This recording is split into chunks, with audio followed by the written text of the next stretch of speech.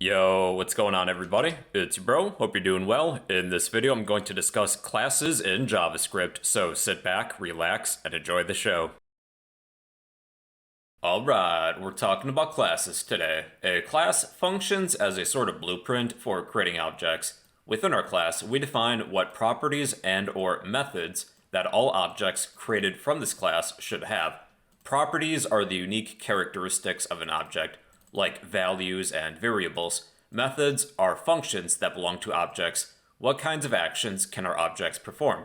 Now, to create a class, all we type is class, then the name of the type of objects we would like to create. As you all know, I like cars. Let's create some car objects. Class, car with a capital C. Then curly braces. Anything between this set of curly braces is within the class. We can define properties and/or methods that all car objects should have. Now, we're not going to cover properties in this video. We'll need the help of what is called a constructor, and I think it's best if we save that for another video. But let's define some methods. These are basically functions that belong to an object. So what kinds of functions should cars have? What about drive and brake? So we do not need that function keyword, so type the name of the function, well, the name of the method, drive, then parentheses, curly braces. So when we invoke this method, let's display something. Console.log, you drive the car. Let's create a second method, brake. Brake, parentheses, curly braces. Let's display something. Console.log, you step on the brakes.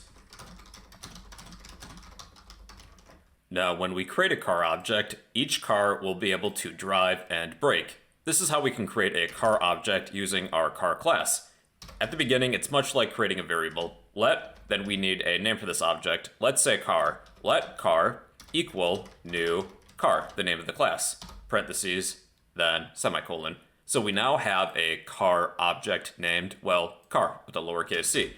So if I was to type car dot, we have access to two methods, drive and brake.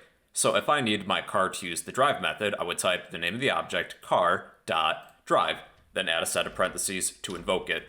And this will display, you drive the car. Let's have our car use the brake method, car dot brake, then a set of parentheses to invoke it, and this will display, you step on the brakes. Now, the nice thing about classes is that we can keep on reusing this class to make more car objects. Let's create a second car. It's the same process as before, but let's name car as car2, and the original car as car1. So we now have two cars, car1 and car2, and they both have their own sets of methods. So let's have car1 use the drive method and car2 use the brake method.